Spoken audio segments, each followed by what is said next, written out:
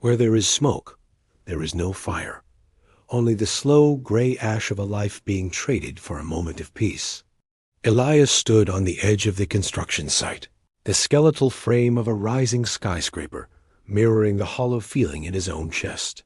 The morning air was crisp and biting, yet the only warmth he felt came from the toxic glow of the white stick pinched between his trembling fingers. He had been a man of iron and blueprints for 20 years, a foreman who could read a structural failure from a mile away.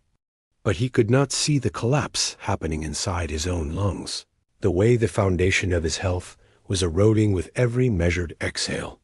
The ritual was always the same, a mechanical sequence of strike, inhale, and the false promise that this would be the final one.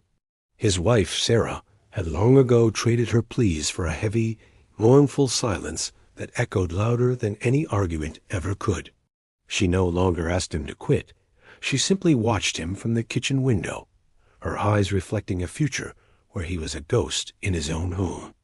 His daughter, Maya, who used to jump into his arms, now kept a subtle distance, as if the scent of tobacco was a barrier she couldn't cross. One Tuesday, the routine broke not with a heart attack or a diagnosis, but with the simple weight of a backpack. Maya had asked him to carry her school project, a small clay model of a mountain, up the stairs to her bedroom. Halfway up the flight, Elias stopped, his vision blurring as he struggled to pull air into a chest that felt like it was filled with wet concrete. He leaned against the banister, the clay mountain shaking in his hand, as his 8-year-old daughter watched him with a terrifyingly adult expression of pity. That look was the first crack in his resolve, a realization that he was becoming a burden to the people he was supposed to protect. The next morning, he sat in his truck, the engine idling, staring at a fresh pack of cigarettes resting on the passenger seat like a coiled snake. He reached for it out of habit, but stopped when he saw his own reflection in the rearview mirror, a man whose skin looked like parchment. He didn't throw them away immediately. He simply looked at them and felt the familiar, frantic drumming of his heart, demanding its chemical tribute.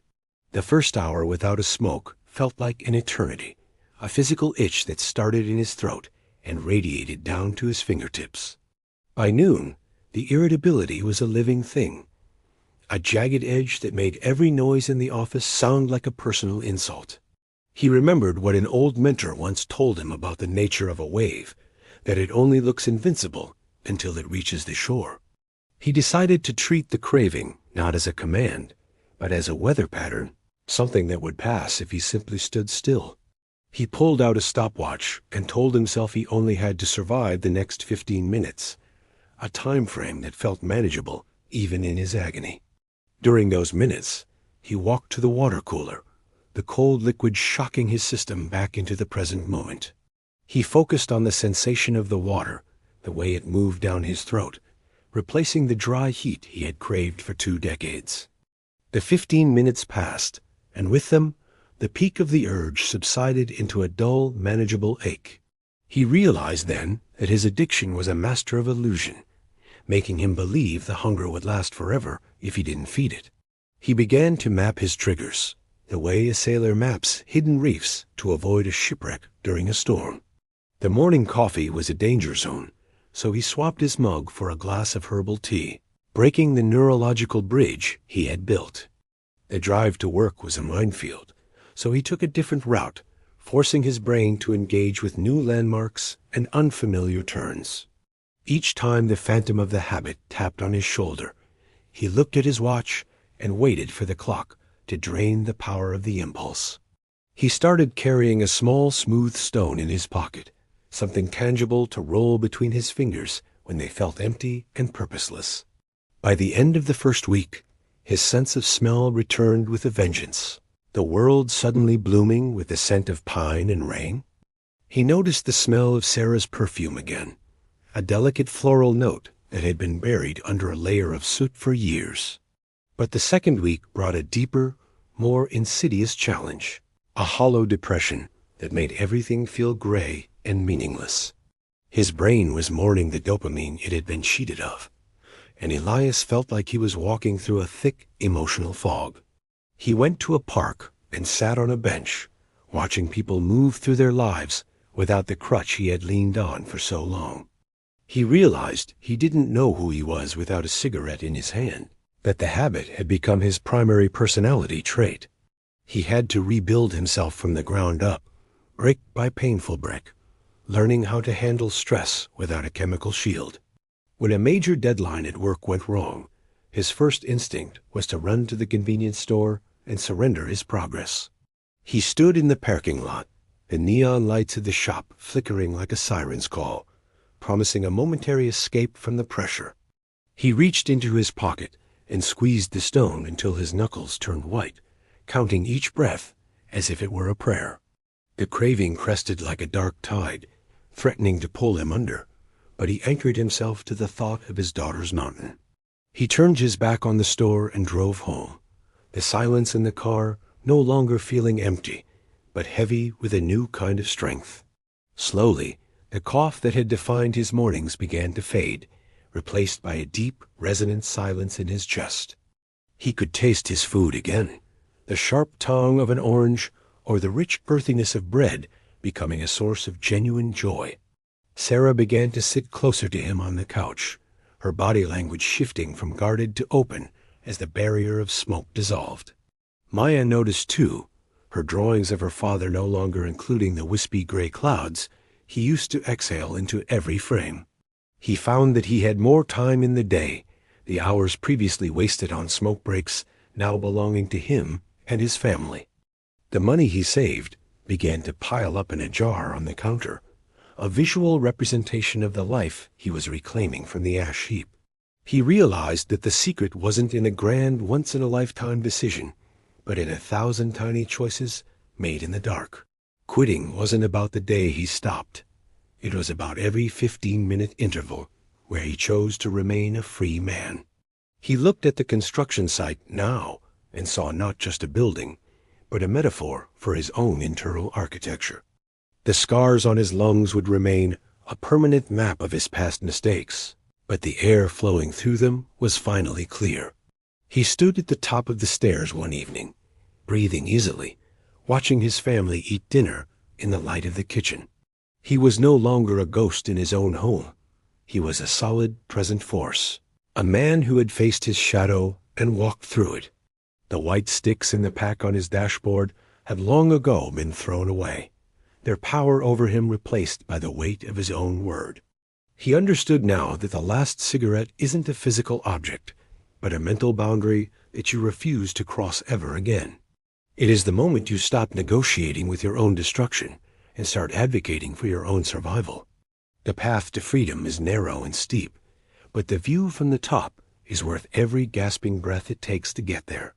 Every wave eventually hits the shore, and every craving eventually loses its breath if you simply refuse to feed it. The fire that used to burn at the end of his fingers now burned in his eyes, a steady flame of self-respect and quiet endurance. He had traded a momentary relief for a lifetime of presence, a bargain he would make 1,000 times over if he had to. His hands were steady now, no longer shaking for a fix, but ready to build a future that wasn't obscured by a haze of gray. Elias walked into the kitchen and sat down, taking a deep, clean breath that reached all the way to the bottom of his soul. The story of the man who quit is the story of anyone who decides that their life is worth more than their comfort. It is a testament to the fact that we are not our habits. We are the consciousness that observes them and the will that changes them. You are the architect of your own recovery, and every 15 minutes is a new foundation you are laying for a better life. Don't look at the mountain you have to climb. Look at the single step you are taking right now and make it a firm one. The smoke has cleared, the fire has died down, and what remains is the solid, unbreakable truth of your own potential. He walked to the window where the morning sun hit the glass, feeling the warmth of a new day without the need for a match. He thought of Raymond, his old friend in the hospital ward, and wished he could show him the strength of a clear lung. The construction site buzzed with noise below, but Elias found a quiet center that no amount of chaos could disturb. He realized that every person he passed on the street was fighting a battle he knew nothing about, and he felt a sudden surge of empathy. He no longer felt the need to hide his hands or mask his breath, the shame of the secret habit having evaporated like mist. His daughter came into the room and sat on his lap, leaning her head against his chest to hear the steady rhythm of a healthy heart. He told her a story about a man who conquered a mountain made of clay, and she smiled as if she knew exactly who he was talking about. The struggle was not over, for the memory of the habit would always linger like a shadow in the corner of his mind. But a shadow has no substance, and Elias knew that as long as he stayed in the light, it could never touch him again. He began to mentor the younger men on the site, teaching them that true toughness wasn't found in a pack of cigarettes. He showed them the blueprints of a life built on discipline, a structure that could weather any storm or internal tremor.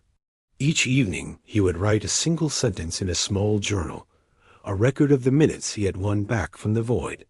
The ink on the page was a physical bridge between the man he was and the man he was becoming, a trail of breadcrumbs out of the woods. He learned to embrace the boredom and the stillness, finding that the silence he once feared was actually full of hidden music. The colors of the world seemed more vivid, the blues of the sky deeper, and the greens of the trees more vibrant than ever before. He was no longer running from his own thoughts. He was learning to sit with them, to listen to their whispers without judgment. The transition was slow and often painful, but the reward was a sense of agency he hadn't felt since he was a young man. He stood tall against the skyline, a foreman of his own destiny, watching the sun set on the old version of himself. The air in his lungs felt like a gift, a precious resource he would never again take for granted or squander on a whim. He was whole, he was present, and for the first time in 15 years, he was truly and completely whole. If you found strength in this story, help us grow by subscribing to my channel, Deep Mind Portal.